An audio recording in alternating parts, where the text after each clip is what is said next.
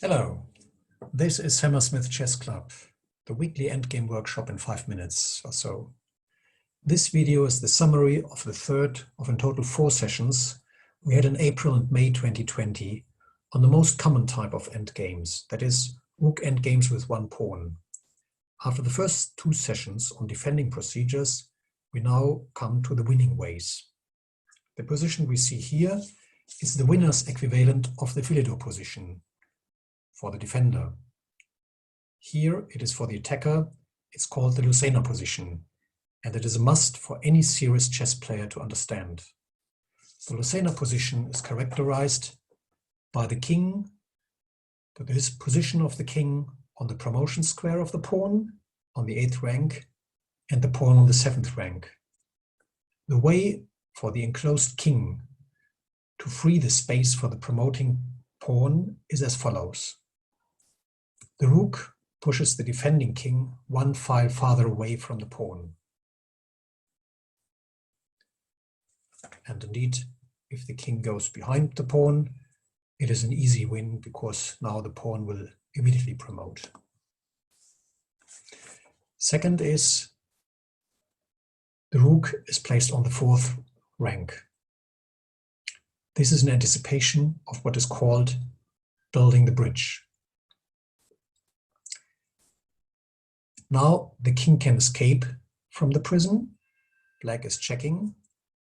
White is slowly closing in on the attacking rook. And here, once the king is on the 5th rank, the rook on the 4th rank can come in between. The pawn will promote.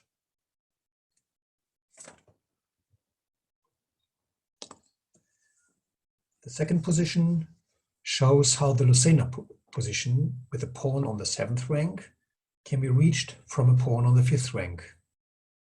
Here the king can escape with the help of the rook. The rook has to defend the pawn, and here it is from the front.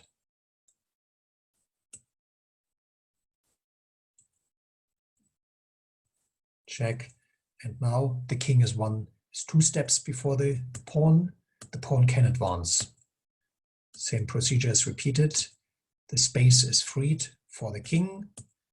2 steps in front of the pawn, now already on the Lucena position, and the pawn goes to the 7th rank.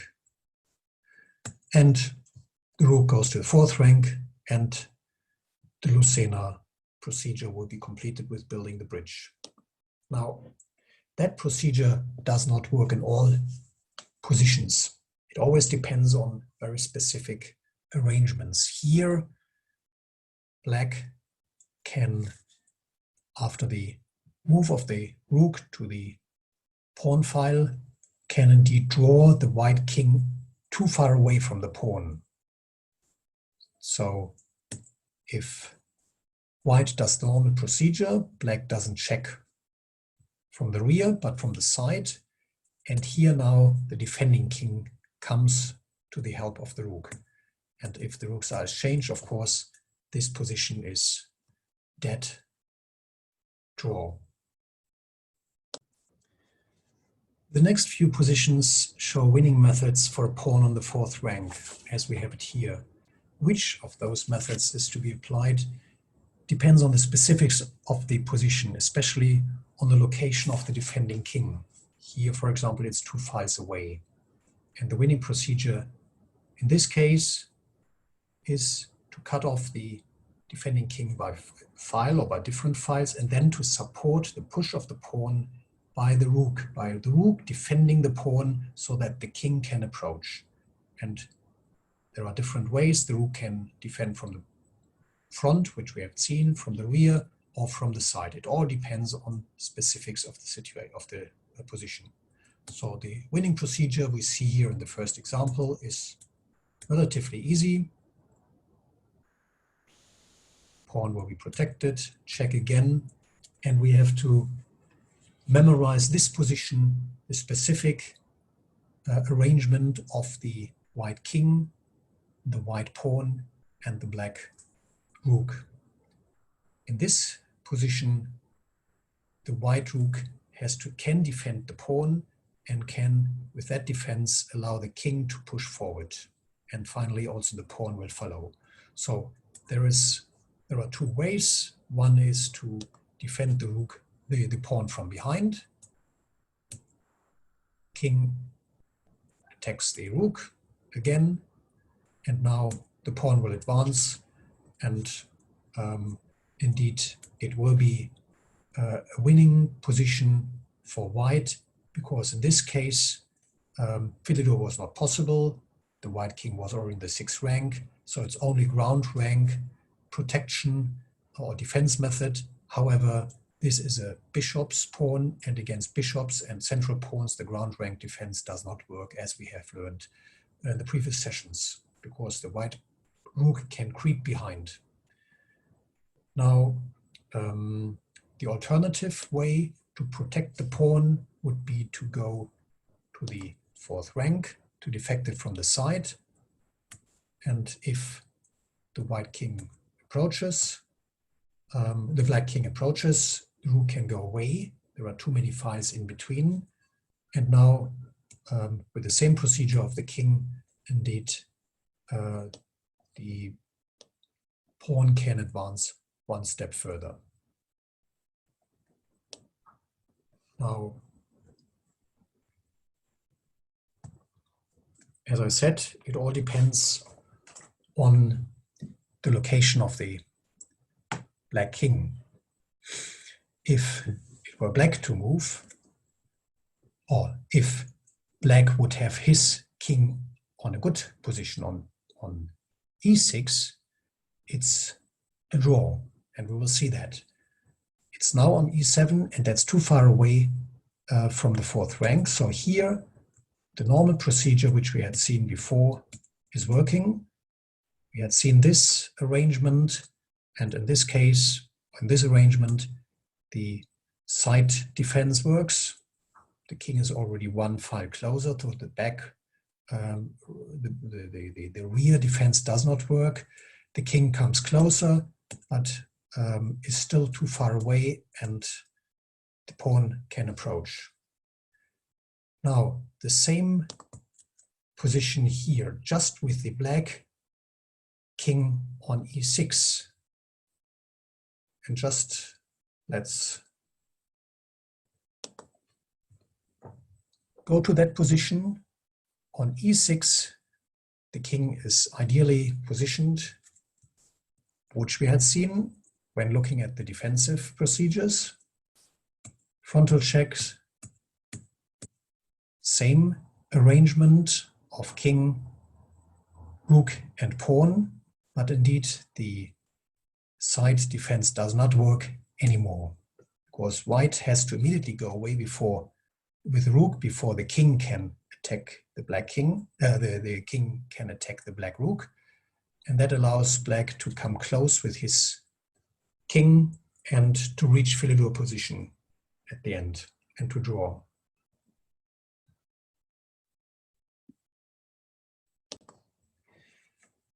In case of a central pawn and the defending king being cut off on the rook pawn file on the short side, there is a mating threat theme which allows white to win.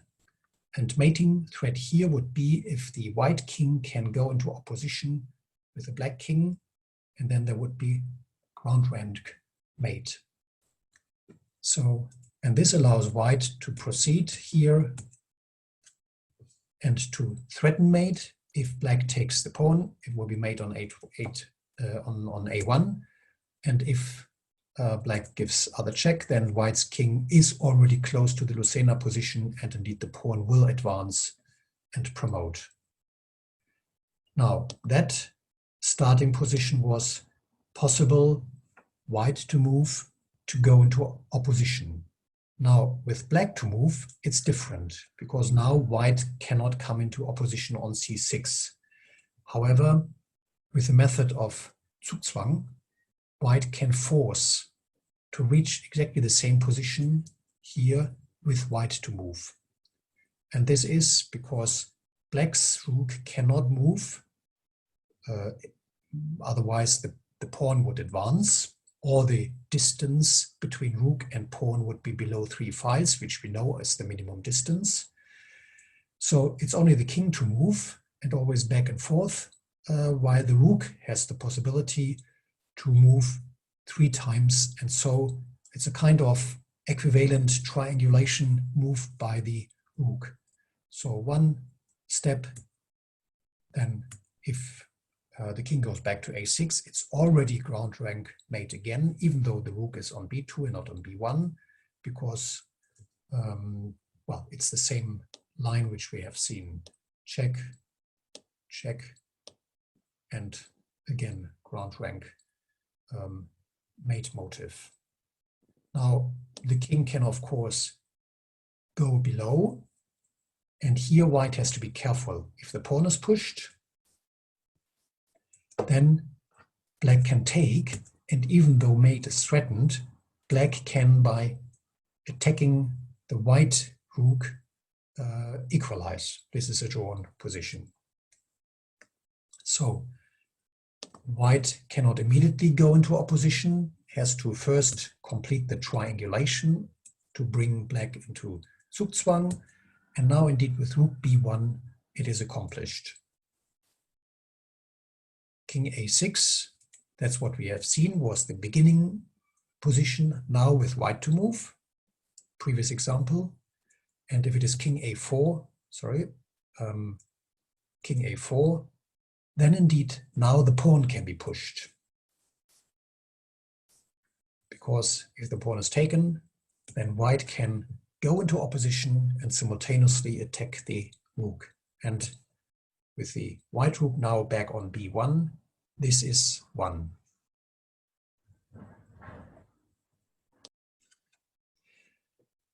The easiest win for white comes when the defending king can be cut off along ranks. Because we remember from the previous sessions that these were the most difficult positions to defend, the cutoff by ranks. The procedure is easy, with rook, pawn and king working in a coordinated way to advance rank after rank until Lucena is reached. And this is easily shown in those two examples. Rook b8 to prevent the king from approaching, cut off on the rank, so the king can move, and now the pawn advances. Can be attacked again, the king will be coming after the pawn. Rook goes back, now rook h6, next rank, the king can go to the next rank, but then the pawn can immediately go forward, and so on.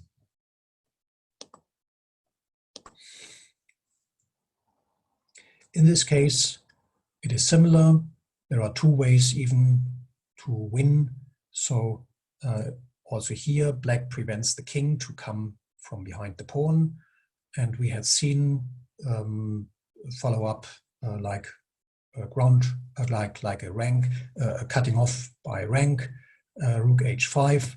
So the pawn can be pushed, and in a coordinated way, pawn, rook, and king go forward until Lucena is reached.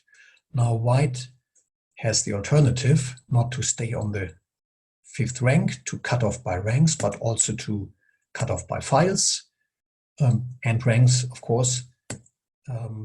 And now to go to the A file, so to allow the king to creep behind the pawn, protected by the rook. Black goes to the next rank with the king, white goes again also to the next rank. And now, of course, the threat of rook b4 is prevented by rook c6 check, and the rook is defended by the pawn. Check, king moves behind, and then it's similar. The rook could stay on the 6th rank, but could also move forward to c7, again to a file, and rook c7 check, and defense again by the pawn. And for checks from behind, it's now too late, because now for sure, either by rook h7 or by rook c2, ultimately Lucena position will be reached.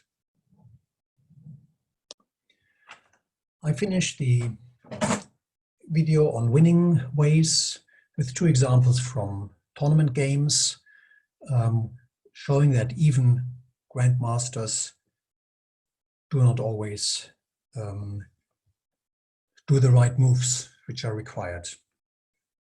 In this case, the black rook came from c8, went to b5, and that allowed white to cut off the black king on the 4th rank, so by rook d5, because the rook can stay on the 5th rank, can allow the king to move forward, check, b4, and we know this procedure.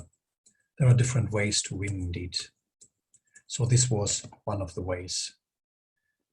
What was required was to move the king closer to the pawn and closer by rank and by file, and not allow especially the rank cutting off by rank.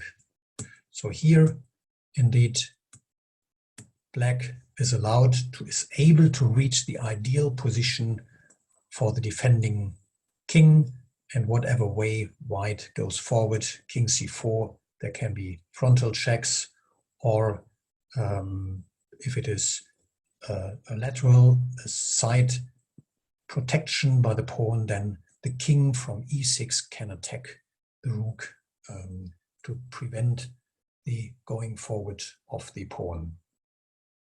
And the last example I want to show is that mistakes are not only done by the defenders, but can as well be done by attackers. So in this case, the move from c2 to c3 allowed black to cut off the white king on the 3rd rank, and rook and pawn alone cannot get a promotion when the king is cut off. Still, the defender has to be careful. King f6 would lose to rook e8 and then d7, while king f7 draws. But even here now, king f6 again would lose, but king f8 draws. There is no way for white to promote if black continues to cut off the white king on the 3rd rank. So the way how to win was not to allow being cut off along the rank by king b3. With this, the defensive and the winning procedures have been described for knight, bishop, and central pawns. The rook pawn, rook endgames will be subject of the next session.